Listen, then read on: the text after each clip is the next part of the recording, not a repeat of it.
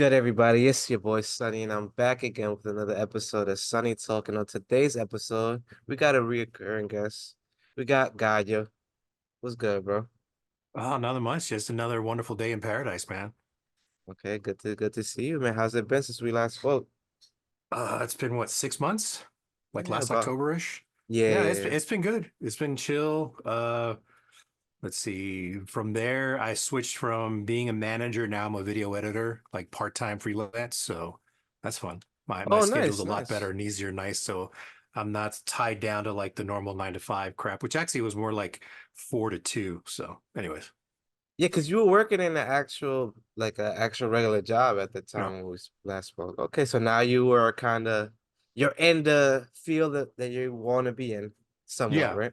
Yeah, I've Okay. been doing it for myself for a while, and luckily, working with a guy. His name is Just Nate. He helps out homeless people, and so I help him out sometimes on hands-on stuff, and then also with the video editing.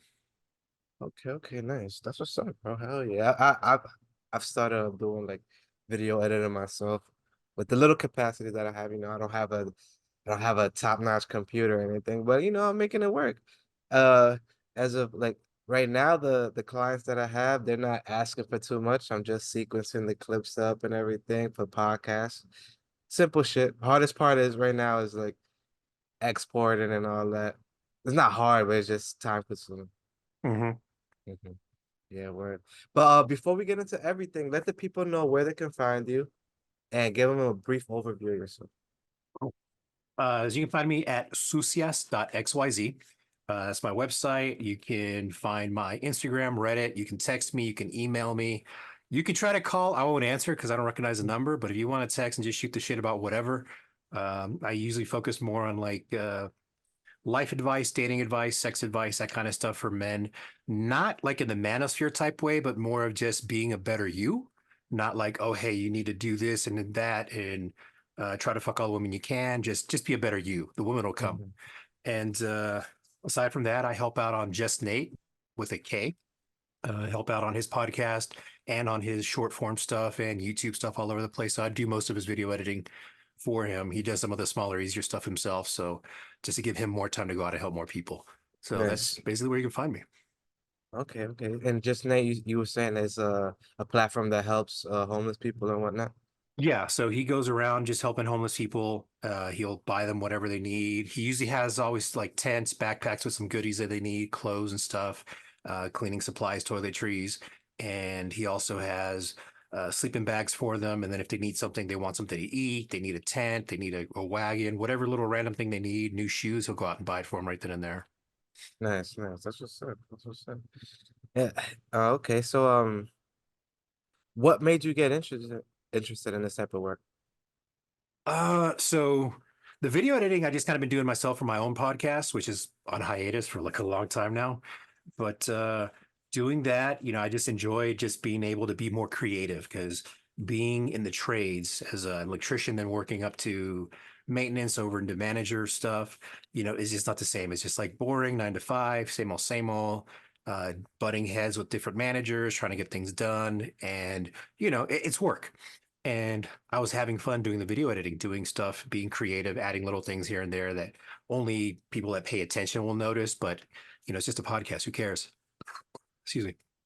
I definitely So, agree with that. Ever since I started like shooting music videos and doing like just making content in general, I can't look mhm, at a piece of content the same. Like I have to look at it like, okay, what are right. they like? What are the colors they're using? What's the lighting? Or you gotta like, I try to find like little mistakes that they forgot. Yeah. So do you do that first? Do you look at it as an editor or do you watch the content and then look at the editor stuff? Nah, I just think of it. My brain goes automatically to edit. Yeah. So like, yeah, you're looking at the cuts, the transitions, like, oh, that's a good pan, but oh man, they cut it too Mm-hmm. soon or it was a weird cut. And then I go back and watch this, like, oh, hey, that's a good story. I should have paid attention to that. So yeah, I catch myself doing that myself. So I enjoy doing that stuff. So the reason I ended up helping up Nate, we actually worked together when about 5 years ago, 5, 6 years ago. And we were working at the same place. I was maintenance, he was an operator. And we just kind of hung out every now and again, kind of kept in touch. And I started seeing that he was putting out content. I was like reaching out to him. I messaged his girlfriend because we were all friends on Facebook. but he had like blocked his page because he was getting too many friend requests and all this other stuff. And I was trying to reach out to him like, hey, look, I want to help you. Whatever I can do, I'll jump in. The reason I wanted to do that is because I was homeless for a couple of months back in 2011-ish, somewhere in there. And the reason I don't remember the exact days because I've had a lot of motorcycle accidents, and so my memory is real fuzzy. Hmm. And I know it was after I got divorced and before I moved to San Antonio, so it's like a small window that I know when it happened. Anyways, so I was trying to reach out to him. Hey, man, I've been homeless. I want to help out, whatever I can do. And we kind of touched base and got caught up with like, hey, what's he's doing? What's his vision for the future? What he wants to do with the whole project? And I'd help him out here and there with random things in the background. And he said, okay, now I'm finally making enough money. I can hire an editor. How much do you need? We kind of hammered it out. And we've been still kind of working it out, like what the pay scale is, because some projects are bigger. Some project, it's usually about an hour's worth of content that I got to edit. But sometimes in that hour, there's like four different stories that I got to make four different videos for. And sometimes that hour, I got to make that into 3 minutes and condense it down. I'm like, shit, how am I going to get one story when there's a bunch of good stuff? So that's been the struggle. Okay, how do we pay each different thing out? So that's Oh, been a struggle learning. you go as far as you even go further than video editing is somewhat even producing. Like you're cutting out empty space and like Mhm. audio engineering and all that. You're doing the whole darn basically. Yeah, and I want to move over into producing more just because the editing, like it's not as satisfying. I want to be a little more hands-on with it because of the project that he does or what he's doing. So I want to move over to that, but I got to find someone, we both got to find someone that we both agree with that I can train and then start helping out. So it's a constantly evolving thing. But it being in the creative space, I enjoy it. I do like being in front of the camera, so I do like doing interviews like this from time to time instead of having to have my own schedule. Like I got to put out something every week, blah, blah, blah. So that's just kind of been the struggle on top of video editing. Do I still want to do my own podcast again? So, Okay. And I remember some you was your podcast was usually like it was mainly like your testimonials, like it's those short stories that you would put out. And I know that you usually got guests. Like what is causing you to not pursue it anymore? Like why are you on such a high hiatus?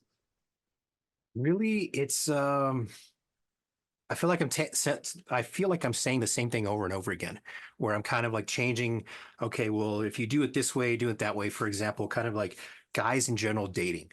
Like, I know that Guys there's do this, there's girls do that type of thing. Like yeah, that. that kind of stuff. And I can't relate in some ways to some of this younger generation that they've had anxiety and they can't talk to girls and this, that, and the other. Because the last time I remember not or being nervous to talking to girls was like middle school. And it was basically some girl said like, "Ew, no, I don't want to date you," or "Ew, no, you're gross," or whatever. Basically because I was brown and she was white. She was Hmm. like, "Ew, you're dirty," like that kind of thing. And so instead of being hurt about it, I was pissed off and offended. Like, how dare you look down at me, bitch? And Hmm. so, ever since then, I had this mentality or mindset. I'm going to be the best version of a guy that any woman would want. And so that was always been my drive. That's always been like, hey, fuck all of you. If you say no, fine, you're missing out. I don't care. And I'll just keep moving forward. And I know a lot of guys nowadays have an issue like, oh my God, she said no. I don't know what to do now. What if every girl hates me and they keep getting in their head and I can't relate to guys that get stuck in their head to try to pull them out. But if Yeah. they can talk to girls, I can help you from there on. Like if you can go say, what's up, how you doing, blah, blah, blah, but you're not getting that success, you're not getting there, that I can help with. But it's still kind of the same thing over and over again. I'm still telling you, hey, just go talk to a girl, learn to read body language, learn to do this, that, and the other. Those are the basics. Then you can kind of, figure it out on your own. You don't need somebody to hold your hand to do things. Hmm. No, yeah, definitely. I get it. It could be it's definitely like tough, like not tough, but it's a sensitive like you have to walk up kind of eggshells nowadays, like talking to certain people because it's like you're an old school guy. Me, I'm kind of in the middle of the age groups of like the old school and like the new school shit. So I kind of see it like, wait, why are you guys like, for lack of a better term, like so soft? Not soft, because that's why I say you gotta kind of walk on eggshells because you don't want to belittle anybody's triggers or you get it or like their sensitivities and all of that. So I definitely get where you're like, oh shit, like why is the guy so like anxious and like shit? Like, bro, just go do it. Like, why are you making up 1,000 scenarios in your head and you already failed before you even started, type of thing? Like, I definitely understand where that comes from. Well, so one thing I noticed is that, yeah, younger girls, younger women, like I try to avoid women under 25, but it's kind of hard to tell these days. Like a 16-year-old looks 20 sometimes, and a 30-year-old can look 25. Like it just, you never know. So whenever I find someone attractive, a woman, and go up and talk to her, like the real, I guess, success stories, or the best part of it, is just stand 10 toes on whatever you say. Like if you say, Hmm. hey, you look hot in that. Don't she turns on you and says something like, oh, how dare you talk to me that way? Blah, blah, blah, blah. I was like, yeah, I'm fucking talking to you. I'm a man. I ain't scared. What is she going to do? She doesn't know my name. Unless she follows me to my car, gets my license plate, finds out who I am, and then goes through the whole thing of try to report me for what? It wasn't sexual assault, Hmm. freedom of speech. So, what is she going to get me for? What's the worst thing that could possibly happen? Nothing. A cop stops me and tries to talk to me. Hey, why'd you talk? Well, Don't talk to her well, that way. yeah, but well, nowadays it's kind of even tricky because like flirting nowadays is like you're creating a unsafe work environment or I don't. hostile work environments. That's why you don't flirt at work. Don't shit where you eat. The Yeah. only time that rule is kind of okay is if it's like you're under 25, it's retail or service. Like if you work in bartending, restaurants, whatever, any place that has a high turnover rate, even Hmm. Amazon, like fuck it, just hit on everything. You're not going to be there forever. Like if it's a dead end job, sure, go ahead and try to hook up with whoever you can, but generally avoid, I avoid hooking up or talking to women at work because you're right. Nowadays it's difficult. HR is almost always going to be on the woman's side. But usually the biggest thing about HR is that human resources isn't there for you. It's there for the company to manage the resources that are human. Most people don't recognize it. Most people Mm. think, oh, I'll just go to HR and they'll protect me. No, they're protecting the company first. Always it's the company. If they can help you, maybe, sure, whatever. But number one is the company to keep them from getting any liability. So that's Hmm. something most people need to learn and understand. But as far as shooting your shot, that's why it's important to learn body language, learn how to do all this psychology stuff, not to manipulate women, but to recognize, hey, she's giving me a green light to come talk to her. Okay, go hit up her. Now you might say the wrong thing if she tells you, not tells you, but gives you signs to come talk to her and like, hey, the smile, the look, the wink, biting her lip, playing with her hair, whatever. She comes up to you, or she's asking you to come up to her. You go up to her and you say, hey, what's up? You know, you could say, you can be kind of smooth, or you can kind of be blunt. Hey, I want to fuck you. That might not work. It's like a 1 in an 800 chance, by my numbers, from my experience, like 1 in 800 that could work. But usually being smooth works better. So you can still fuck it up even when you get the signs to come over. So you still got to learn how to have a conversation with women, all these other things that you got to do. Instead of being in your head, learn just to be a better you. Yeah, and it's definitely circumstantial because it's nowadays is like we have those people, men and women that they're getting straight to the point. Like they don't even want to do the coital phase or anything. They would probably go for that. Like if you say like, oh, I just want to fuck nowadays, like it's kind of like 50-50. You never know. She might be all the way with Mhm. that, or she might be like, hey, you fucking creep. I'm worth more than that. I'm more than just a fuck. You get it? So it's definitely like circumstantial though. But we got into this. I'm just not realizing we got into this convo and we didn't really give like the people your background of Oh, why like these topics are important to you and like why you're somewhat experienced in this. So can you let them know yeah. like So your past and I everything? I was an intercourse addict. I was getting it in. So in my late teens, so 17 to 20-ish, I was getting it in every day, uh, multiple times a day. Now, this doesn't mean that I was great, I was badass, I was the best looking guy or anything like that. I just had money because my mom had passed away. I'd got my inheritance when I was 18. Two, the internet was brand new back then. This was AOL. So the best way to describe it is like imagine yourself now. How many people do you know that have a Tesla? And keep that number in mind or keep that picture in mind of the type of person that has a Tesla. And those are the type of people that had the internet back in the early days. You had to have a computer. Not that many people had a spare $2,000 just to go buy a computer. Nowadays, $2,000 is whatever, but just a decent computer to be able to get online was about $2,000. You had to have it at home. There was no mobile phones. There was no mobile anything. Cell phones were just for phone calls, no texting. Um, and so you only had really one place to meet other people. So there, people were excited to meet people in real life. Like, oh shit, I met you on the internet. Now I'm going to have a friend in real life, like making new friends. So it's always that excitement of finding someone new and meeting someone just to talk to them.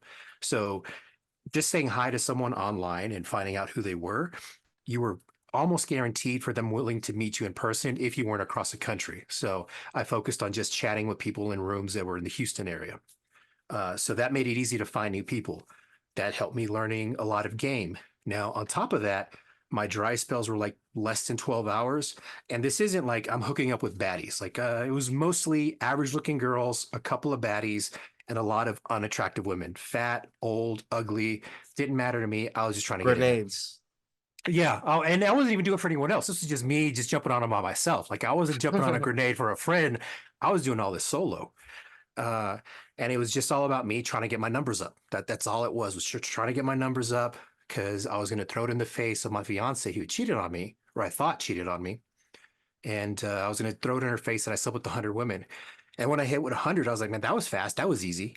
So I just kept going and devolved into me getting more into depraved stuff and into the kink scene and doing really fucked up things. Like, um, on average with the woman now that if I hook up with, like at a minimum, all three holes have to be open. That's like open. Like before I even bother seeing if I want to hook up with you, then we'll try other things. And then it's okay, you got to be open to being tied up, being beaten, being spanked, being fisted, being pissed on. All this crazy fucked up things. Not all of them, but at least one or two that okay, you. So this is why nowadays I have a harem, I have a rotation because I can get satisfy the different kinks that I fell into um, with one or two or three different women that I see every now and again. And treating them as a human, now that I learned that what my addiction is, now I learned how to deal with it. Instead of just trying to fuck everything that moves, have a conversation about what's going on in my mind, what's going on with my feelings. And instead of trying to have my numbers up again, it's keeping in touch with women that I've been with. Because if you understand that women enjoy being used, enjoy being subjugated in the bedroom, they don't want to be treated like that all the time. And that's why I kept running through women because they'd get hurt or upset or bothered that I didn't see him as a person or I didn't treat him like a person. And or that I didn't want them to be my girlfriend. I didn't want to be locked down to them.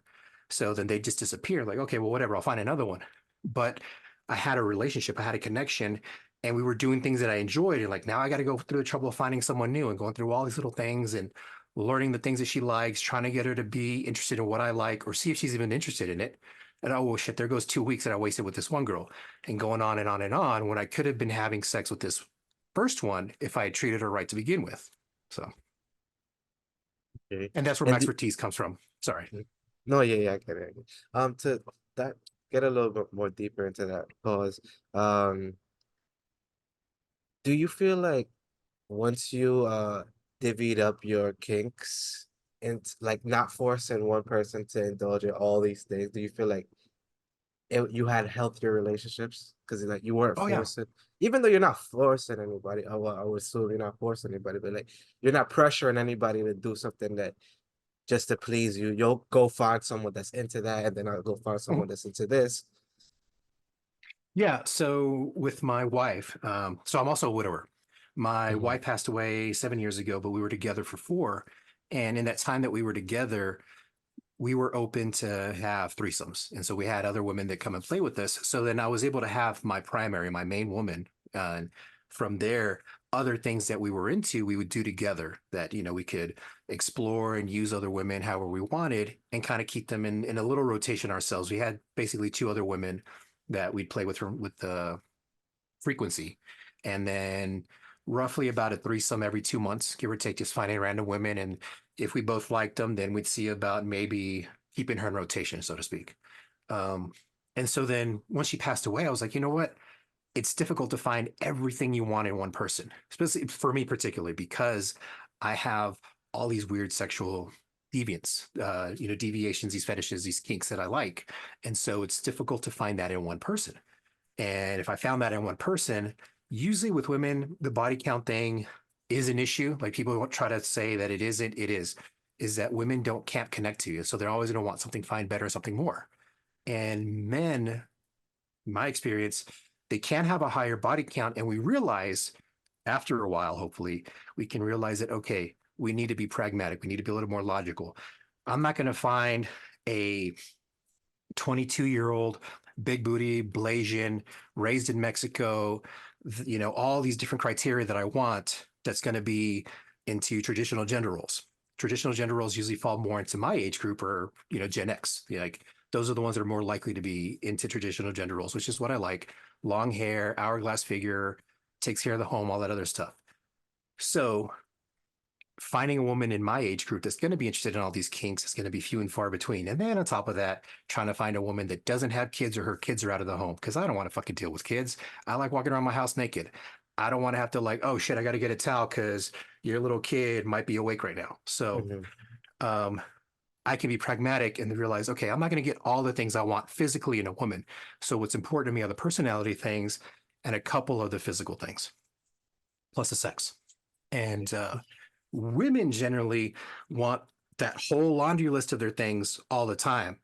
And they'll play with me for a while until they realize they can find someone else that has like two more check marks and go play with them and forget about me. And so that's why it works better for both of us, for me to have kind of like a rotation of women that I can see from time to time. And if they're in a relationship or if they're wifed up or booed up or whatever, then I just don't see them for a couple of years. And then when they're free again, they might come back and see me, or who knows. Yeah. And I feel like last time we talked, we didn't get into your first wife because when Mm. you mentioned the divorce, I was like, wait, you got divorced? I'm like, Yeah. that's I've lived a lot of lives, man. It's been a lot. And it's weird because of my motorcycle accidents and some concussions, TBIs, my memory is very fragmented. And so mm, when I talk about certain things, it's like a totally different person. I do know that I was married before the first time. And my first wife, it was just bad because I was still an intercourse addict then, didn't even realize it. And I was honest with her in the beginning. I told her, hey, look, I'm gonna have sex every day, period. If you want to be a part of that, that's up to you. And so she, oh, ha ha ha, whatever. And then she'd get mad because I go cheat on her because she wouldn't give it up for like 2 or 3 days. I was like, fuck this. I'm not waiting around on you. So I'd go find somebody. Uh, we were together for 9 years, 8.5 years. I think it was nine total and married for 8, somewhere in there. the first Uh, wife? first wife, yeah. And Okay. so, I know I look good for age, right? And But yeah, that's what I was gonna say. What age was this? Like, how old were Uh, you? I This is in your was 20s? 22, 21, 22 when we started dating. Got married a year after that. And then we got divorced when I was 31, somewhere there. So most of my 20s was my first wife. And yeah, so we were together and she just got tired of it. Um, and it's funny because after we got divorced and then she had her boyfriend and having problems with him, she mentioned to me a few times is like, I was a perfect husband. I just didn't keep it in my pants because, I took care of everything, everything financial, like everything, the man role stuff, fixing things, taking care of things, repairing, installing, whatever. She took care of the house, cooking, laundry, cleaning, all that other shit. I took care of everything else.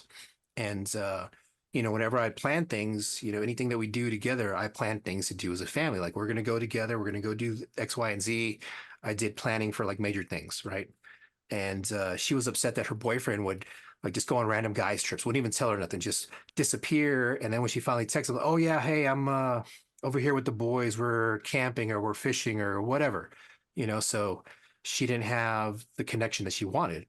And so, anyways, that You was know just what kind of probably even really hurt her? Like me assuming that mhm. guy was probably cheating on her too, and he just wasn't letting her know. Especially if Well, he's going on random guy trips. Like, what the fuck? oh yeah, yeah, yeah, yeah. And Not to he throw him was under the bus, but you know. who knows? It's possible. All I know is that he was like a middle school friend of hers, and there were always that one relationship that you're in a relationship, they're not, and back and forth, and you keep missing each other. So there was kind of that. She got fed up with my shit, and just kind of went to him or fell into his lap. Mhm. So, but she never stopped to think, how come his relationships only last like a year or two? So whatever. Um, which was in hindsight I find funny. And So who they're not knows whether it together was a anymore. cheating thing? Oh no, they broke up a while ago. And then she tried to get back in, but by then I was already with my wife, or my second wife, Mm. and so she was trying to like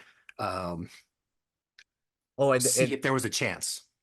Yeah. and I'm assuming that she wasn't able to join your group because of your poly relationship.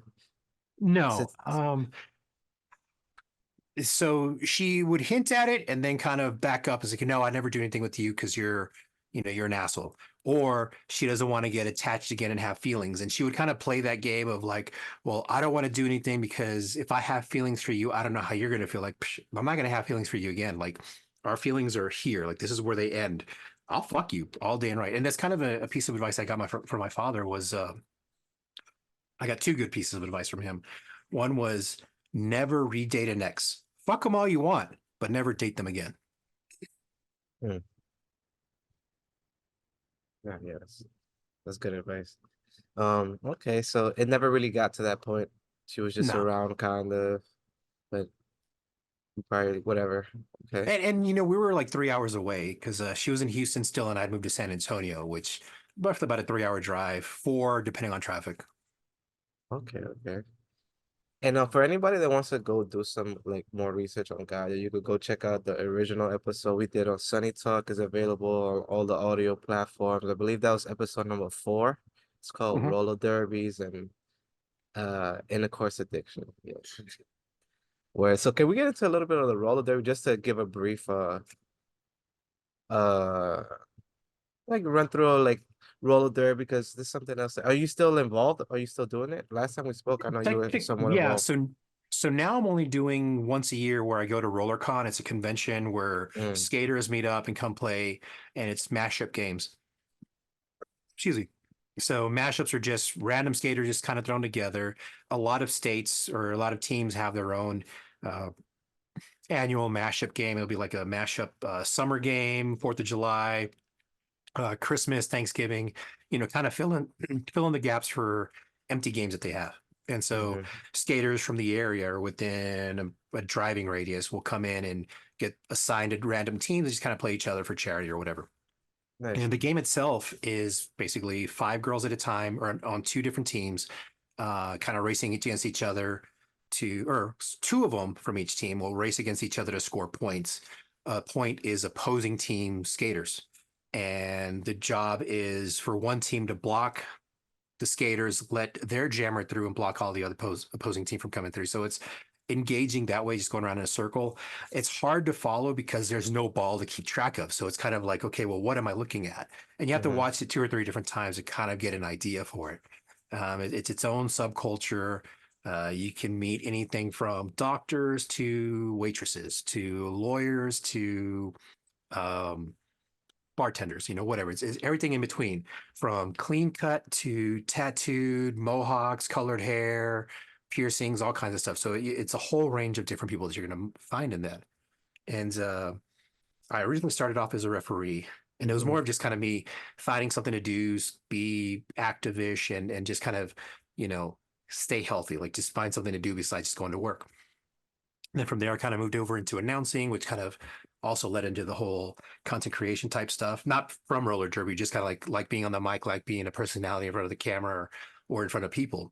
So, and also I was a DJ on the side, and I could also DJ at RollerCon. So it's kind of like me going out to just hang out with a bunch of friends, make new ones, and have fun once a year. Nice. That's what's up. Hell yeah.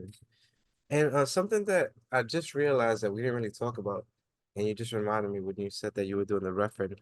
Uh, we didn't talk about like the male aspect. Do Mhm. males actually compete also too? Yeah, there's male roller derby. So the peak I would say was probably 2013 to 2015 is like when they had the most roller derby going around, just to speak. Uh, in every major city had probably two to four teams, and little small towns that were within 30 minutes away would also have teams. And after COVID, everything kind of dropped down. But those were mostly women teams, and men were involved. Men were usually referees or non-skating officials. And then skaters that would get injured would also end up becoming non-skating officials. They're the ones who kind of do the stats, point scoring, keep track of penalties, work the penalty box, work the timers. and all the little official stats stuff that go behind the scenes. And eventually some of the skaters like, I'm getting older, I'm getting hurt, or I got hurt like 4 or 5 times. I'm gonna just stay as an NSO. So they stay as a non-skating official. And there's also men's teams, but the men's teams are roughly now 1 or 2 teams per state, whereas the women's usually have 10 to 100 per state, depending on the size of the state. And like Nevada has, I think, 4, and Texas has a couple dozen. So it depends on the state and how populated they are too. And it's fun. You're gonna meet all kinds of people there. And the cool thing about the sport, at least with both men's and women's, and there's also co-ed too, where men and women play together on each team. But the fun thing I love about the sport is that after the game, more often than not, there's going to be an announcement of an after party. Hey, or even in the flyer, or when you walk in, hey, the after party is at such and such bar, usually a sponsor. And you can go to this after party and talk to all the skaters and make friends with them. And so Mhm. it's kind of cool because at least when I got started back in 2011-ish, 2012, after I was homeless, um, when I got started in roller derby, I met a lot of people, especially going to RollerCon. And so now I'm friends with people that when they were nobody, now they're superstars. They're kind of not the Michael Jordans, but they're big names in roller derby. And so whenever I have a friend or make someone new and they're like, oh, hey, so and so is badass, Peace War, Freight Train, all these, big name celebrities. Oh, hey, you want to talk to him? I'll text him for you. Da, da, da. Just shoot him a text or call them up and, hey, someone over here wants, when I'm at RollerCon, I'll call them up like, hey, where you at? I got a fan that they want an autograph or want to take a picture with you or whatever. And Mhm. it just kind of blows people's minds that that's just kind of in the background because I'm just an announcer and don't really know or get too involved with things that I know these celebrities, quote unquote, and can just introduce them. Yeah, nice. And I know we've spoken it a little bit, but last time, but how are people getting paid? Because I know you said, I think it's last time you mentioned like sometimes there's sponsors in here and there, but like I was thinking about like the non-skater officials, like how are they getting paid? Like are they it's just volunteer work at that It's point? all volunteer. Nobody's making money.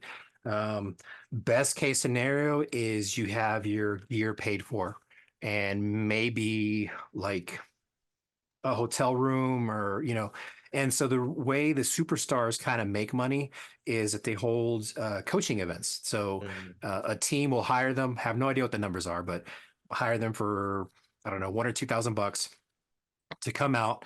They'll pay for their flight, they pay for their hotel, maybe their food or whatever, to come to their town and then host a boot camp to teach them basics or teach them advanced skating techniques or blocking techniques or all these different things. And different skaters have different specialties. Like some are better at blocking, some are better at jamming, which is skating through the pack and making the points.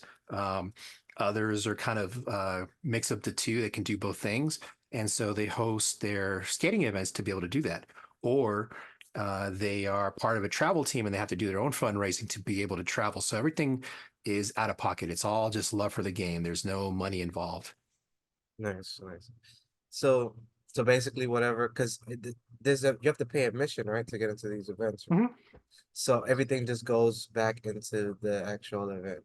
It goes Yeah, it into goes back into the hosting thing because the teams have to pay or rent practice space. They have to rent the venue to have the day of the game, and so that's where the sponsorships come in. That's where fundraisers come in. All these different things that they got to do to just keep the thing afloat. Now, there's very few. There's one team that I'm aware of in Victoria, Canada, just a little bit northwest of Seattle, is that they're profitable. Like they have, I mean, money coming in left and right. They can afford, the league pays the flight and hotel for their team to travel across the country because they're in Canada. So they can't drive a lot of places. Most of them they got to fly to play. And the team or the league pays for them to travel and do a lot of other stuff. But they also have to put in work to do volunteer stuff, fundraising. They've got a deal with a local beer company where their logo's on the beer that, and they get a piece of the proceeds on that. They're on the PBS channel doing stuff there. So they've got deals everywhere. And I've been trying to get them to do like a class on how to teach other leagues to be profitable because there's been other teams that are huge and they fall apart because they don't have the money to take care of the team to keep things going. So then they just kind of disappear. And COVID really showed what teams could and couldn't keep the fundraising going. Mm, mm. Um, I mean, it's tough because it's like if there's no real money coming in, it's like people get discouraged to keep it going. It's like that's always gonna be like the first expense that you're cutting off. Even the guy that really is into it, but Mhm. during COVID, it's like, hey man, there's nothing I can do, bro. I gotta save this money. Who knows what the situation was, out of job or whatever. Maybe got sick. Like, you never know. Yeah, I mean, it's been tough.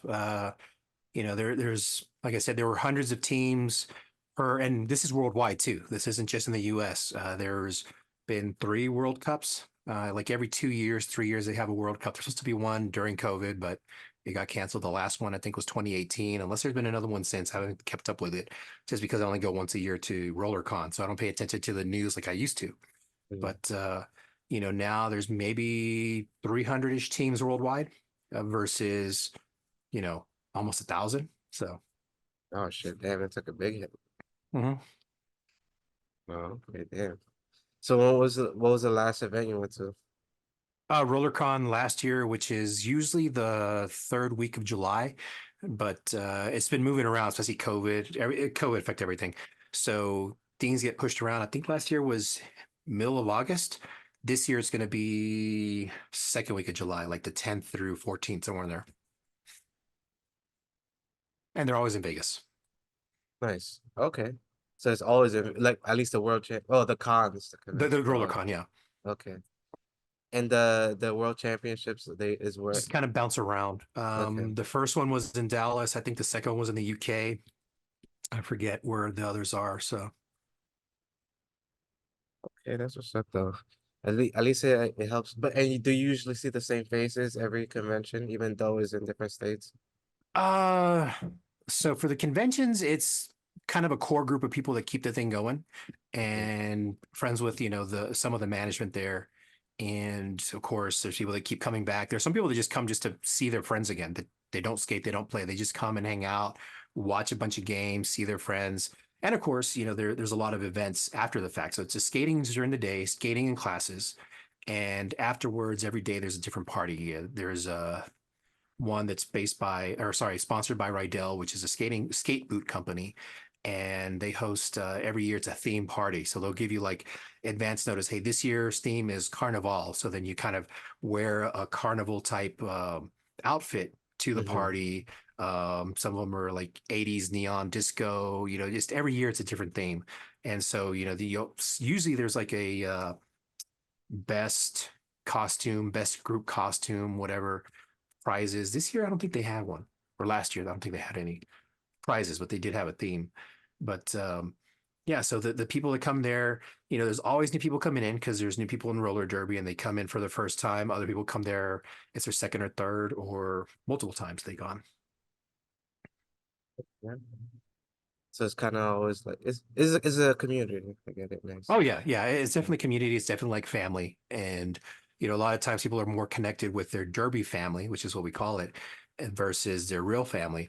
And another kind of little side note about roller derby is the spouses of people or boyfriend or significant other people that are dating derby players are often called derby widows because their skater partner is always doing something roller derby. It's either practice 2 to 6 days a week, which is after work. So your partner goes to work and then goes to roller derby practice, and then they come home. They're too tired to do anything, so they go straight to sleep. And then at least once a month there's a game, so that takes up all day, Saturday, Friday, Saturday, or Sunday, and so you have very limited time with your partner, and the only time you're going to see them is if you volunteer. So that's where a lot of the NSOs kind of come from too, where they come in and volunteer and help out to be able to spend time with their partner because otherwise you're not going to see them or end up single. I mean, yeah, that's a lot. I feel like that seems like a roller derby starts a lot of fights at home. I don't know. I just know it's a thing called Derby Widow. I just happen to be in roller derby anyway, so whoever I dated or in roller derby, we were always Yeah, there you're anyways. both into So it. Yeah. Mhm. yeah, so Okay, I wanted to ask, have there been any new developments in your supernatural life? Like any new Ooh. events? I'd been having some kind of lucidish dreaming. Mm, Um, and it's funny because I there was a long period of time, I'm talking like 15 years, that don't remember dreams. I'll wake up and remember, oh, I was at a party. Why was that at a party? Like it's just like one little thing, like the last thing I remember from the dream, I'll wake up and then forget about everything else. And now I'm having more memories about the dreams and kind of reliving things that I've gone through in my life and just kind of like, I guess, exploring what could have happened or getting a little more detail of what actually happened. So, um, been trying to open up my third eye, but everything you find online, everything I found online hasn't been able to help me to like just get there mm, consistently and do it on my own. It's just random dreams that are kind of helping me out there. But I still have that the best way to describe it is like a spider sense, is to not drive a certain way or take my time before I leave my house because I feel like there's a car accident or some type of traffic thing that's going to hold me up. So I just don't leave the house until later than I plan to, or take a different route to get out of my neighborhood. And there's been a few times that when I come back home, if I'm doing a short, quick errand, I'll come back the route that I would have gone. So like work my way out of the neighborhood the back way, go run my errand, and then come back on the freeway. And when I come back on the freeway, I'll see like a traffic pileup, a big bad accident, bunch of paramedics, first responders that are there taking care of it. And it's kind of like a weird feeling of like, hey, see, that's why you didn't go this way. That's why you shouldn't have gone this way. That could have been you. So um, that's the best, easiest way I could try to explain that. no, yeah, okay. And just to give the people a little history of like some of your past experiences, like I know you would you say that you channeled your grandfather when you were younger? You don't remember if I channeled? I just, and I don't even remember it because like that's forever ago. We're talking Mm-hmm. 40 plus years ago. Uh, so I was 4 or 5, and according to my father, who told me years later that I basically had a conversation with my grandfather and told my father, "Hey, um, your dad says X, Y, and Z, blah blah blah blah blah, to do this, and he's proud of you or something, whatever." And my father told me that it freaked him out because how the fuck do I know these things that only him and his father knew? Like it was only a conversation between them. So the second thing is my grandfather passed away before I even was born. Before my parents even met, my grandfather passed away. So there's no way I could have met him, known him, talked to him, whatever. So there's no way I could have known the things that had happened or that whatever that conversation happened. And so that's just kind of like a story that I don't recall. But I do remember a couple years later doing something that kind of freaked out one of my aunts.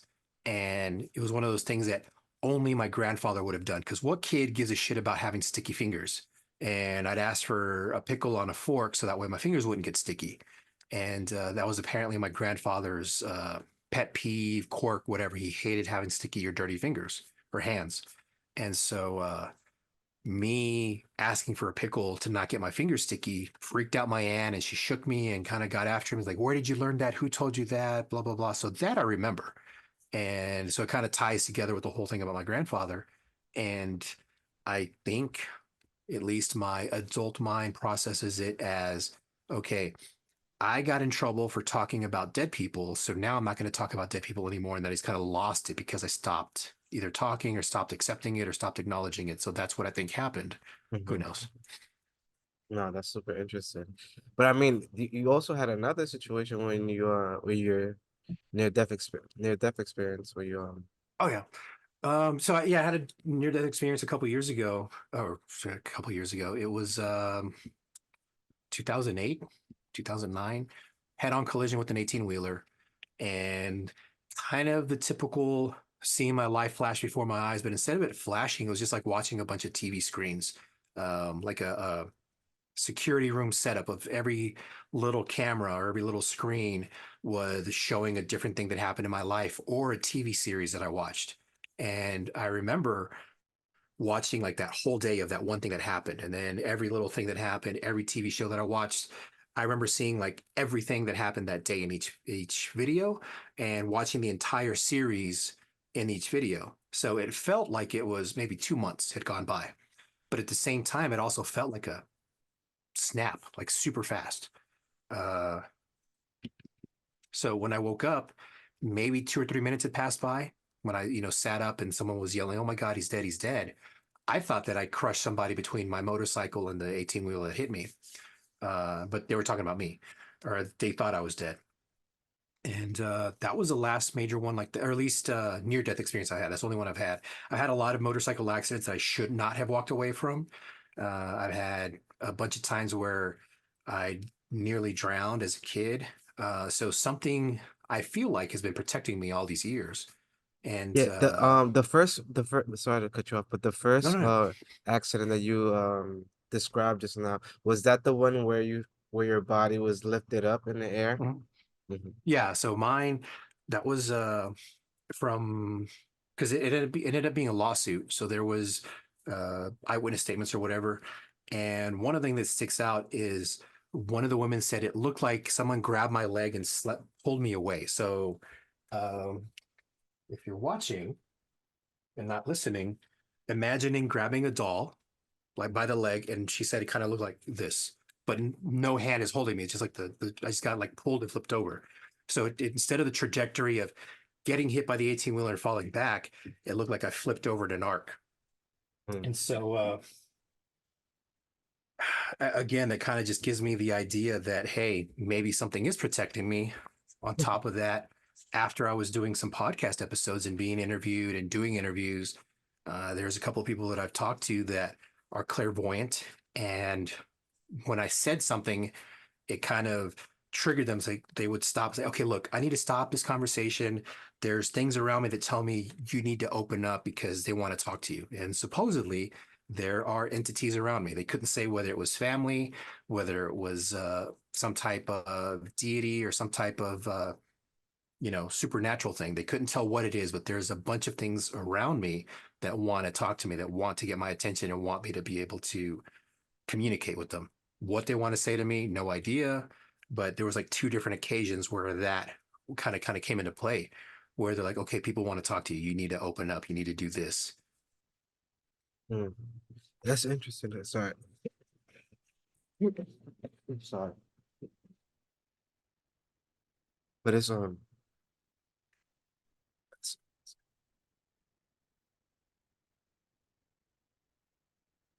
it's interesting that you say that the entities are like around you and you feel like they want to get your attention and stuff. I had another guest on the podcast last season, and he was also explaining in a situation how he feels like that the entities follow him like everywhere he goes and wherever he lives at, like when he goes to work, that's when stuff happens. Cause he and he had a girlfriend that was kind of into that type of stuff, and she told him that basically like they're angry when you leave, like you're supposed to be here to keep them kind of in check. Hmm. Hmm. I haven't had anything like that extreme. And who knows? I don't have anybody at home to tell me, oh, hey, the house is doing weird shit when you're gone. But the only thing I know is I've had three different people tell me, well, two tell me that I have entities around me, and one girl that I was, hooking up with, uh,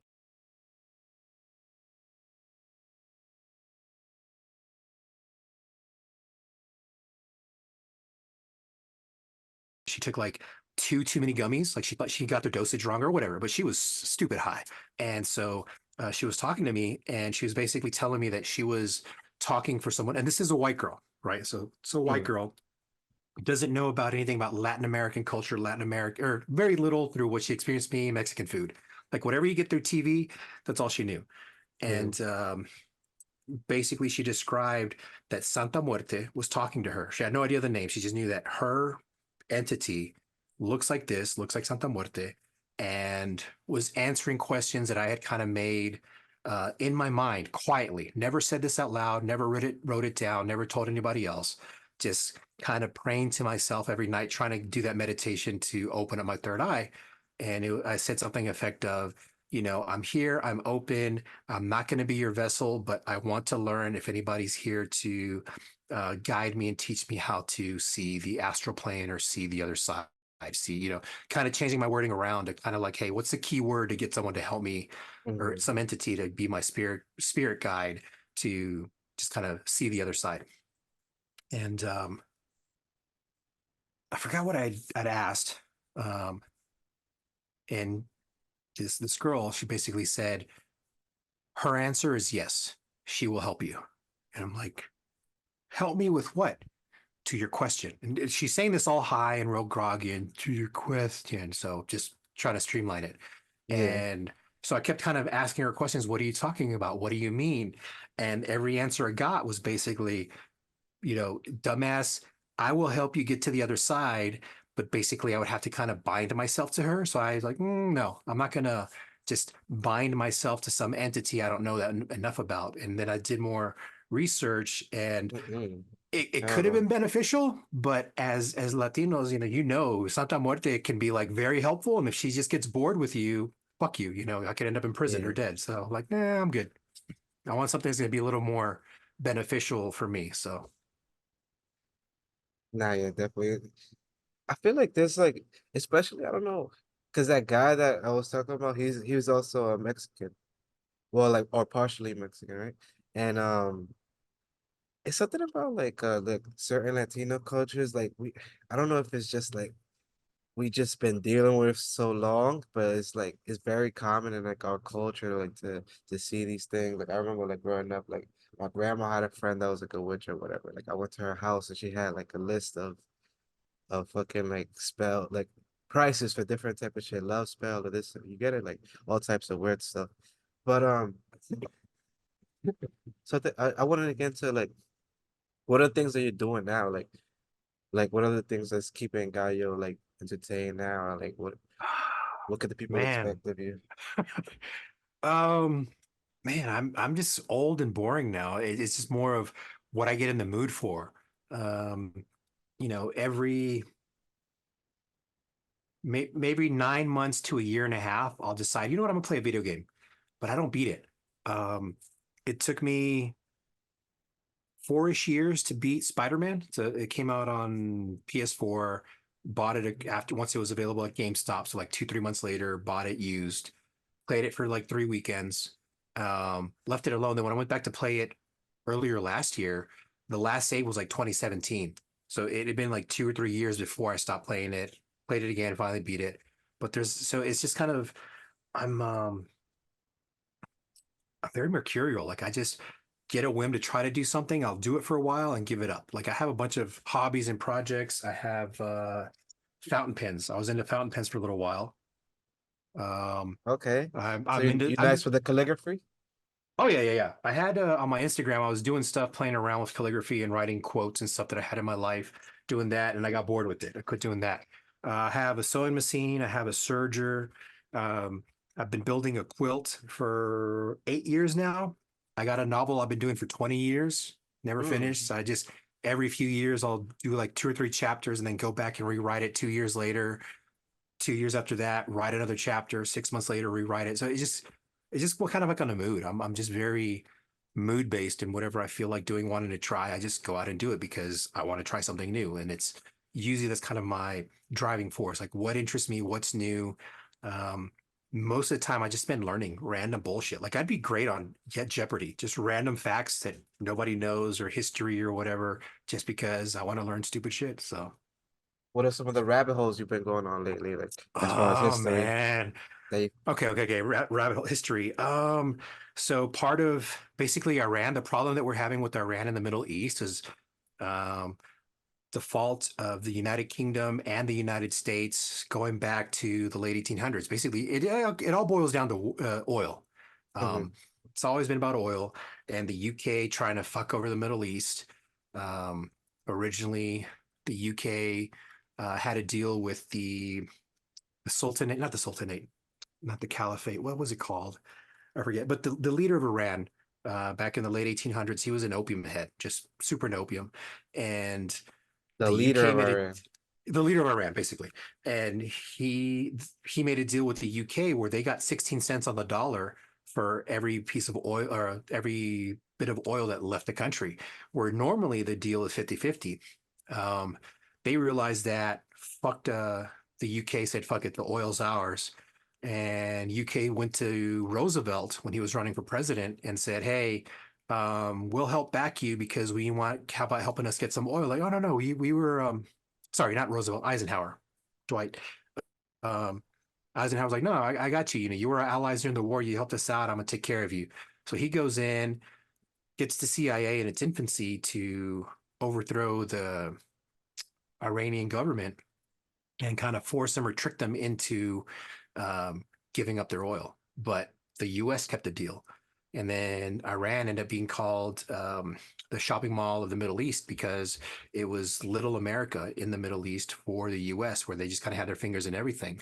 And Iran was actually pretty progressive in the 60s. It was very open and liberal. And if you can find older pictures of Iran in the 60s, it would look like America would just people with Middle Eastern features, that they're just, you know, women in colleges, women learning things, women doing things, women wearing short skirts. Now you don't see that anymore because the theology and theocracy kind of took over and said, see, you can't trust America. They're going to fuck us over. And they took over Iran. And we almost had a chance to get it right again with Iran. Um, After 9/11, Iran said, hey, we had nothing to do with it. Some of our commandos and special forces have dealt with the Taliban. We will have them as your advisors to help you out. We will do whatever it takes to help you get rid of the Taliban because they didn't have the resources to do it. And George Bush Jr. Came on the news and said his famous quote about there's a crap, now I can't remember it, but basically there's a history of terrorism stemming from North Korea to the Middle East and Iran, specifically naming Iran. And then the theocracy were like, see, you can't trust America. They're going to fuck you over. So it started a whole thing. So Mhm. yeah, history in that sense. Anyways, Okay. so I can get nerdy. Sorry. No, no, I fuck with it. I fuck with it. It's very interesting. Who know that America, but it's a common theme. Like if you dig deep enough, you always find America's involved in everything that's fucked Mhm. up, basically, or going on in the world. I mean, a crazy conspiracy theory is that everything falls under Rome, London, and DC. Mhm. Um, in the 1300s or 13th century, the Pope issued some kind of edict that basically, because he's the Pope, he's in charge of all the souls in the world, even Mhm. wherever, even where we don't know that there's anything going on. Like they didn't know about America back then, or at least Rome didn't know anything about America. But they basically said we had dominion over every human soul on Earth. Um, the UK, being the largest monarchy, had its thing. Then we had our Civil War, or sorry, our Revolution. And in the Treaty of 1783, some treaty, late 1700s, basically the United Kingdom acknowledged the sovereignty of the U.S. states. So each individual state had named it. Okay, we recognize the sovereignty of blah blah blah, all these states, but the United Kingdom did not recognize the sovereignty of District of Columbia. District Mhm. of Columbia is under the control of the legislative branch of the United States. So even though we have three branches, executive, judicial, and legislative, Congress, president, and Supreme Court, uh, they kind of work together. That's the United States of America. However, that's a republic. However, United States as a corporation, that Mhm. corporation is ran out of DC, which controls the rest of the United States through zip codes. That's a whole conspiracy theory. And I'll make it real easy for you. Start saying the Pledge of Allegiance. If you say it in your head or say it out loud, I pledge allegiance to the flag of the United States of America and to the republic for which it stands. That's Mhm. telling you there's two Americas. There's the United States Republic, the United States Corporation.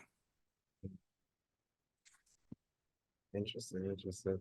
I'm familiar with some of that too, because I know that the zip codes is zone of improvement or something like that. That's what it starts. And I know that also like each state is also a corporation and they're not even where like the state isn't located in the state. The state is actually located in DC, the District of Columbia, and like how they're all just I know about that theory. Can you explain? Can you go deeper into it? Like, are you like super So, into like the s- conspiracy or not? so a lot of it is like in the courts and the judicial, Mm-hmm. and just imagine um, any type of court case, the state of Texas, the state of New York Mm-hmm. versus the person individual. However, you live in New York State. I was born in Texas. I was not born in the state of Texas. I was born in Texas. So that's where the distinction comes in, but we never pay attention to it or see it. And I haven't gotten into the whole um, deep dive into how the states are separated. I do know that we're separated. The states are two different actually, they're three different corporations: state of Texas, Texas, and or each state. State Mm-hmm. name, state name, and I forgot the third one. So there's three different entities for each state, but they all have sovereignty from the United States as far as their own individual thing. But again, they're kept in the umbrella. So um, And what's a this good way to also explain? this also has to go to deal with like how when like the United States creates you as a corporation too, like when they have your name in bold letters, that's when Mm. it's a corporation and stuff like that.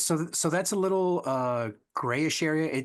It usually is, yes, written in capital letters, but the state doesn't make, or the United States doesn't incorporate you. Your parents incorporate you by When they accident sign off. when Yeah. they do the birth certificate, when they Yeah. send it off. Um, and by doing that, you get registered that I forget the name of the trust, Civistui. It's a French word, French name. Uh, so there's a whole rabbit hole of different ways to go into it. And but again, anyone born in the states that are in the United States is not a U.S. citizen. You have to naturalize to become a U.S. citizen. That's one thing. The IRS, and there's two IRSs. There's Department of Treasury, Internal Revenue Service, and then there's the IRS that taxes you. If you look at the anything letter that you get from the IRS, it does not say anything about Department of. It's its own entity. Just Mm. like the Federal Reserve Bank is not part of the United States. It's not part of the government. It's two separate private corporations. Weren't they The both started at the IRS, same time after Jekyll Island? I know the Federal Reserve Bank was after Jekyll Island. The IRS, I forget when it separated, when it was created to do the taxation of income tax, because originally there was only corporate tax, and then Jekyll Island with J.P. Morgan, Carnegie, someone else, and I forgot who else. I think Mellon. I want to say Mellon. A bunch of big names and some congressmen decided to create the Federal Reserve Bank and the personal income tax. The personal income tax came later, though.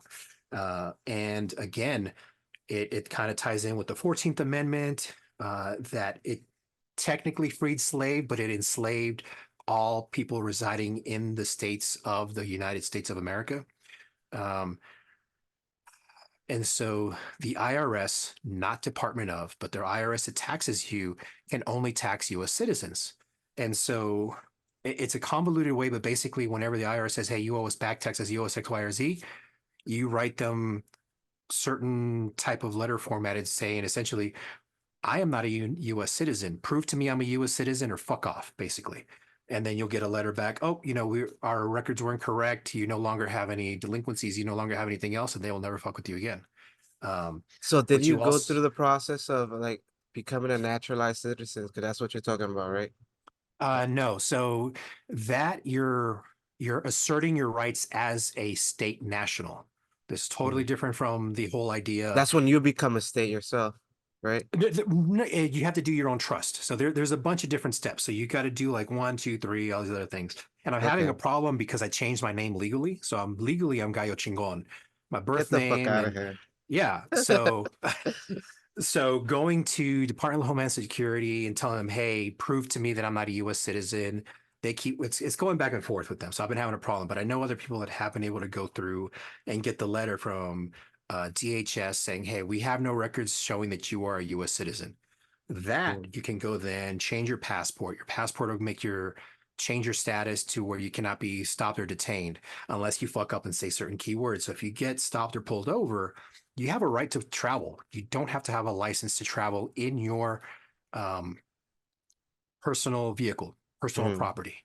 But if you say a motor vehicle or if you say driving, then you fall under the jurisdiction of the DMV. And then that's the whole thing. And I mean, there's so many rabbit holes that you kind of got to weave through and kind of learn and understand law to be able to, and sorry, not law, US statutes. There is no law. There's natural law, and then there's United States codes, state statutes, and city ordinances that govern how most citizens live their life.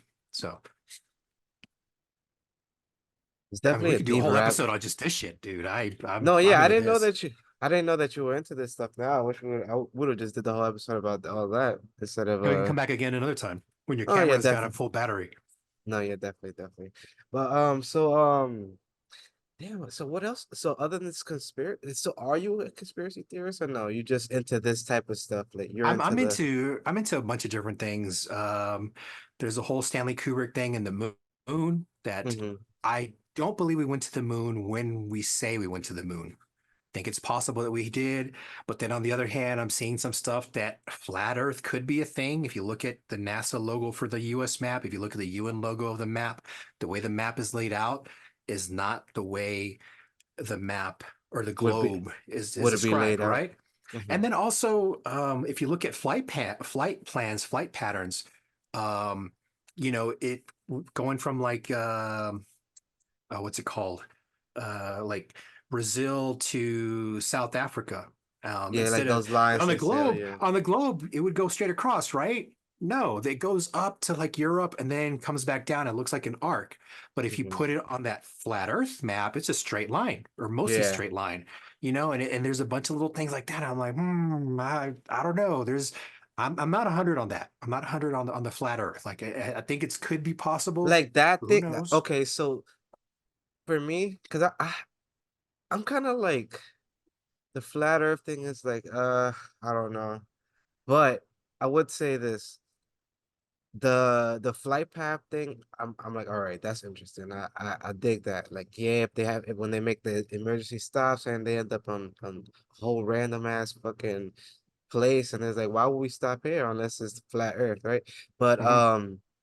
as far as like the maps and stuff, like, how else would I depict a globe? You get it? I have to make it flat. I have to make it two-dimensional. So it's like But I don't like even the map part. You get it? But Well, I so like even a the regular map mhm. is off. Um, I forgot because it's crap.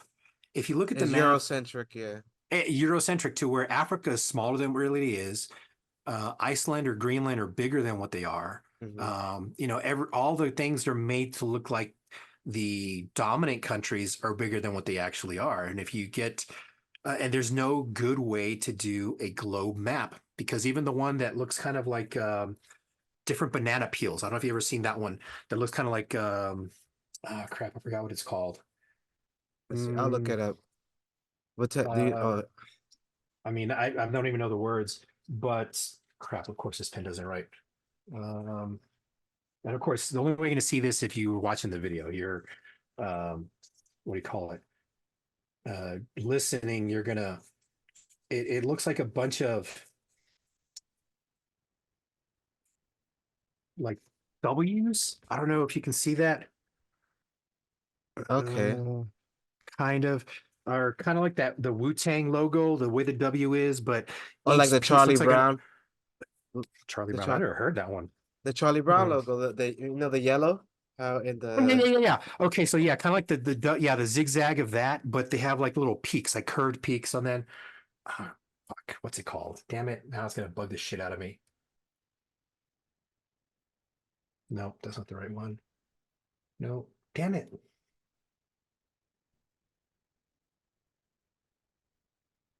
did I give you permissions? Let me see. How would I do that now?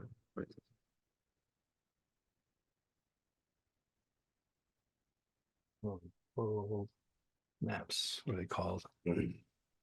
Okay, so the Mercator projection is the one that we're most common with. That's the one that we almost see everywhere when it's flat. Let's see, where can I see? Oh, come on, show me the full size.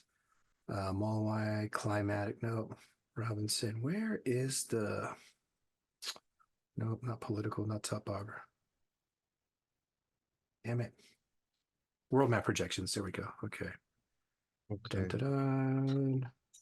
Yeah, Mercator is the most prominent one, where Africa looks like just slightly larger than South America, which is not right. Um, Robinson is a little closer to accurate. No, I've never seen that one before.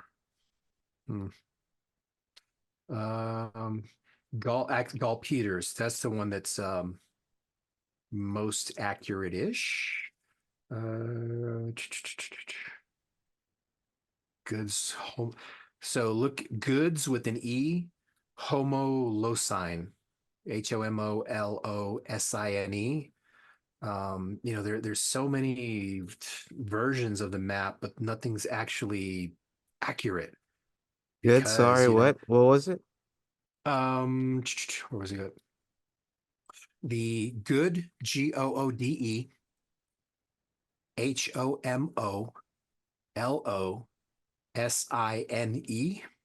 Projection. Okay. Yeah, and then that one kind of at least Okay. like on Oh yes, I've seen older, this. I've seen this. I've seen. yeah, but the ones I've seen before kind of have more points to it. Like it looks weird. It's the continents are usually chopped up in that one because it basically goes off of the longitudinal lines and it kind of chops it up like that and spreads it open or whatever. But either way, then look at okay, and then I'll look at what is it? NASA logo and UN logo. So if you look at the UN logo, the way the flat Earth is projected on it, and you trace the flight paths, those flight paths make more sense the way they're done. Oh no, sorry, NASA. The NASA logo would be in person, but it's the world. Let's see, where is that one at? Oh well, So I but got the UN the. logo, yeah. So there's that one. But I remember it being more cut, more jagged, like it was points at the top and bottom, and it would cut into the continents. And I remember some news channel, maybe it could have been Spanish news or whatever, but it had that like in the background for a couple of years, like in the early 80s. But then look at the United Nations logo or just UN logo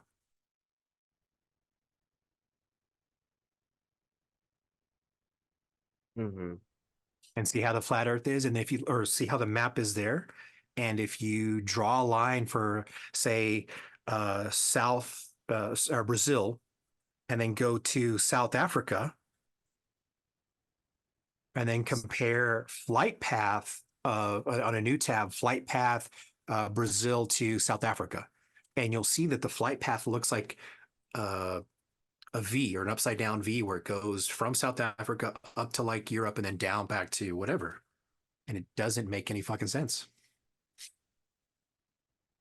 Uh, Flight path.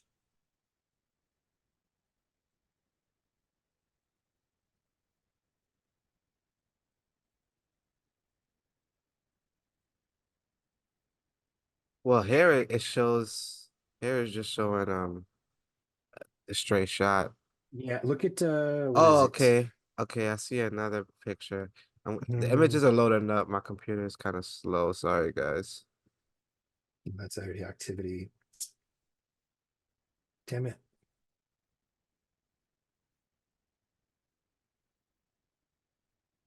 No, that's just straight to Europe. Um, Flight path, flight pattern.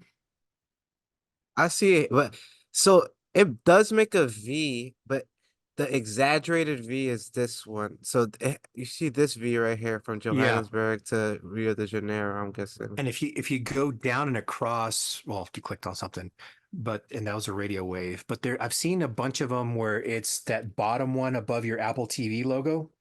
Um, if you see that, I've seen a flight pass, but that's basically like radio something. Um, Wait, which one? This one right here? With the Down one, okay, yes, but that's that's the one I was saying. This one looks exaggerated. Like, why would they make that stuff? Like, maybe this V is more reasonable. The first one to the left, but let's see where. why would it make this out like this crazy ass stop? So it's gonna stop basically where in London, not London. It was that like like south of UK somewhere. Yeah. Ah, crap. Of course, now I can't find it, but there was a bunch of them that were, let's see,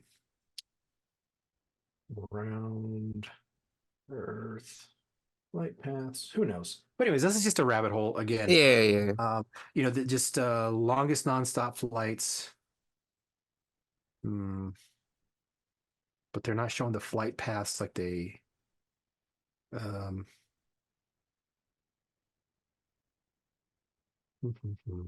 anyways,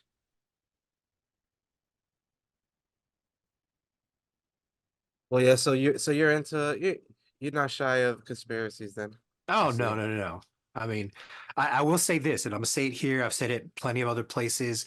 If I ever look like I was a suicide, like I abhor suicides. Like if I looked like I was a suicide, I was murdered. Mm. Period. Period. Like me personally, anybody that kills himself, everything they've ever done should just be erased. Like they should not be acknowledged. Period. Like Anthony Bourdain, Damn, bro, that's a anybody like harsh that. take. Fuck all their TV shows they've been on. Fuck all their Damn. body of work that they spent a life wasting my air and then they're going to go kill themselves. Fuck it. They don't deserve to be recognized, period. That's just my, and matter of fact, on top of that, suicide hotlines should be how to do it without leaving a mess. That's that, like, fuck it. Like, there's too many people on earth to begin with. So quit wasting my time and get out of here. Now, if you want attention, well, I'll give you a number to call to feel better and have mental health. But dude, so just so you know how much I despise suicides. So if I ever look like a suicide, it was a fucking hit, period. So, What's the reason for this strong stance of suicide? man, Is it because of your own struggles with mental health, or is it you know what? It's not okay. I did contemplate thinking about suicide when I was like 11 or 12 over stupid shit. Like some girl didn't want to date me, and my cousins didn't invite me to a quince, and some friends didn't want me to damn? go How the with them fuck to your a cousins party. they invite you to the Kings? Nigga? Like it was like five or six different things that hurt my feelings and whatever, and made me cry one particular weekend when I was 11 or 12. And there was also like the revelation that I had that, fuck it, the worst thing a girl can say is no. And Mm. that's where I decided, fuck that, fuck everybody. So that's been my resolve, like anything. The second time I thought about it that I can remember was when my wife passed away. Like I didn't want to be here. And I said, nope, I've already stand 10 toes on this statement before. Like even before my wife passed away, I've said, I will never kill myself. I will never do it, blah, blah, blah, blah, blah. And if I can make it past this part where my wife died, where this pain, this hurt is the worst thing I've ever had. If I can make it past that, then everybody else should be able to get through their pain and sorrow and wallow. Now I get mental health plays into it and does all this other stuff that makes you not realize or amplify feelings that you have. I understand that. But at the same time, life is too valuable. Mhm. My life, your life, everybody's life is valuable. To decide to end it on someone else, then I feel like if you're going to throw your life away by killing yourself, then I feel like everything you've done should be thrown away too. Like you don't deserve to be recognized for all this other stuff. Same with like school shootings. Like the shooters should never be mentioned. Name should never, like they should not get any play time. Like, Mhm. hey, there was a school shooting, blah blah blah. 12 kids died. Period. There shouldn't be this whole thing of like a investigative report or a documentary series or even a movie about, hey, what made this kid decide to kill these other people. Let's focus on mental health. Let's help people out at a young age to deal with things going on, but don't coddle them. That's another problem that I've seen is that we keep coddling everybody. Like, oh no, no, Timmy, you're hurt. Like the women I date, I see them deal with their kids and I give me 5 minutes and I don't lay into the kid, but I tell them, hey, grow the fuck up, quit being a fucktard is basically the advice that I give them. And they kind of like, oh, okay, I can either do this for myself or whine and pity and have my mom do it for me. And a lot of times kids are so used to their parents or their moms, usually it's the moms that are babying them.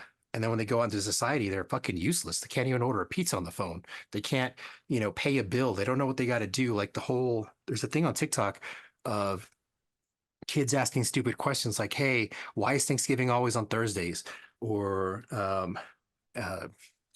where do I buy pasta water? Like water to boil your pasta. Like they think you have to have special water to boil your pasta. Like just random shit. Like how do you not know how to live your life. How did your what the fuck? You know? But whatever. That I'm just an is a asshole. weird thing, right? Like in life now, like stupidest thing the kids don't even know. It's like, bro, like just like But it's the parents' fault. I'm not saying it's the kid's fault. It's these parents that are fucking babying their kids. And I don't fucking hate to say it, it's usually white people. It's usually white people's kids that are fucktards. Latin kids and BIPOC, whatever the fuck, BIPOC. non-white people. There are some kids that are like that, but not as many as you see. Like if you see the shit on TikTok, it's almost always white kids that can't do shit. They always have these problems that don't know how to live life. Hmm. You know, black That kids. I is mean, we interesting. gotta. You struggle like you got, and I That could is a go on. fact. I never noticed Dude. that fact. It is usually like when it's like those silly like questions like why am I just realizing or like why is yeah. And another thing about being poor, and there's this meme about you don't know the struggle if you never had this as a meal, where it's a slice of white bread and a weenie, a whole weenie. I'm like, fuck you. All I had was corn tortillas. I had a choice of either salt on my corn tortillas or beans on my corn tortillas. If I had a weenie, I sliced that motherfucker two times, made it in a quarter so I could get four tacos out of that. I would not waste one whole weenie on one taco. Are you fucking kidding me? I wasn't rich enough to fucking just have a whole weenie at one meal. Are you fucking kidding? No, I had to spread Hell it no, out. man. So You gotta chop don't that up. Facts. don't come to me with like, oh, you don't know the struggle, bitch. You don't know the struggle. Fuck you. Anyways, Hell yeah, man. Or fucking ramen rice. Well, I don't know if you got ramen rice over there, but like a locria, but it, no meat, so you just throw the ramen noodles in that bitch and hmm some canned corn or some shit. You know what gotta mix it up. I mean, I was making spreads before I knew what a spread was. So, you I know, mean? then I go Or to jail for a couple of weekends. I'm like, ooh, okay, I could do this. I don't want to, but I know how to eat now. okay, so what can the people expect from Gajo now moving forward? Like, do you have anything to promote? What's going on with you, bro? I know you've been doing some behind the scenes work, so Um, shit. I'm gonna just hate on everybody. Like, fuck it. I kind of want to do TikToks just to fucking rant and be an asshole, mhm. but I want to start a whole new one, and I'm not even gonna show it here. But I'm gonna hide my face and just be just violent, like verbally violent, because like, Oh shit. Okay. dude, just get try to cancel me. Fuck you. Try to cancel me because I don't care. But Okay. Okay. you know, and there's two sides to that because there's this anger that I have against the whole world just because I'm a widow and people are not compassionate and not realizing that life is fucking precious. Like, you know, and your people are not you. I'm saying y'all people in general, the world in Mhm. general is kind of like, oh well, I can do that tomorrow. I can put off and being procrastinators and I'm guilty of it too. I'm not saying I'm not, but most people are more apt to be being procrastinators and not appreciating what they have right now in their life, not appreciating their partner, not appreciating their significant other, and getting quickly to get angry at them or at their kids. Um, you know, I lost my wife after 4 years, and I thought we were going to be together till we were in our 70s, and you know, I took that for granted. We did do a lot of things together in the short time that we were together, but still, most people don't realize how short and precious life is. I could die 5, 20 minutes from now. Whenever we get off this thing, I could have a heart attack and fall over. But don't believe that because fucking I'm in good health. Like I've only had COVID and pneumonia in my entire life and chicken pox. So I don't get sick. So if I have a heart attack, that's kind of sus. But you know, somebody could try to break into the house and just kill me. Who knows? I could die tonight before I go to sleep. So with that being said, would I be happy with the life that I live? Would I be happy with what I did today? Yes. But are you? Would you be happy with the things that you did today? You, the listener, not just you, Sonny, but I'm talking about just in general. Live every day like it's going to be your last. And that's one thing that bothers me that people don't. So, in a sense, I also kind of wish COVID or the next big thing, this whole white lung thing, fucking just takes out as many people as possible so they learn to appreciate life. That's a new thing now, white lung. Uh, it's something that I heard about a month ago. Supposedly it's like really bad pneumonia. You get sick and it lasts for about a month. Who knows? But anyways, Hey man, there has been something going around, a little random cough. I just got that shit. if it Hopefully lasts not more no than a week, fucking did go see something about there's some natural remedies for mucus breaking up, and I forgot what it was. I have it saved somewhere, either TikTok or Oh, YouTube, but like the whatever. shitazine or some shit like that. No, That they it's recommend it for the smokers to clear out your lungs. no, it's a like natural. It's like I don't know, No, yeah, diced up it's a natural. onions and yeah, diced up onions and honey and like a little bit Oh, of not that's a lemon. jarabe.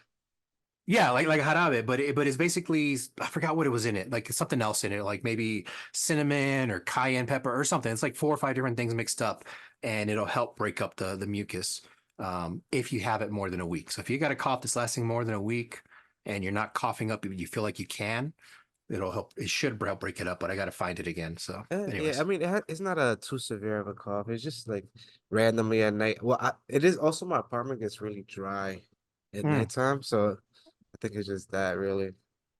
But okay, so you're gonna go on this whole like create this whole new arc or alter ego. Well, not even alter ego, because one thing that we didn't really talk about is like your whole machismo thing. And Hmm. it was funny because after talking with you, like I had like a whole different perspective on it. And I was in a chat room one day and there were these women talking and they were like, "Oh yeah, that's what's wrong with the men, like the machismo and all that." And then I wanted to butt in and say, "Oh no, actually, machismo is actually about putting the woman first. Well, not the woman, the family first, like Hmm. you said, and teaching the son that he's actually has to work for these things and like Hmm. put him at the That's bottom." Yeah, and that's a traditional version. The bastardized version is what everybody sees on TV is like, oh, men beating their wives and doing X, Y, and Z and Yeah. whatever. And that and it's triggering for because I was on another podcast a couple weeks ago that I was describing what we usually see in our home is like the father could have a side chick and as long as the side chick doesn't come around, but she's only supposed to be a piece of ass. But if she is more than that, then they can't have a kid. But if you do have a kid, that kid can't come around and blah blah blah blah. And then when the father passes away, you got this whole ass family that shows up to the funeral, and the original family, the married family, doesn't even know about, that kind of thing. And that's kind of what happens because people in general abuse power. Everybody, not just men, not just women, but everybody. Whenever you have a little bit of power, whenever you have something that you can do something of, it gets abused.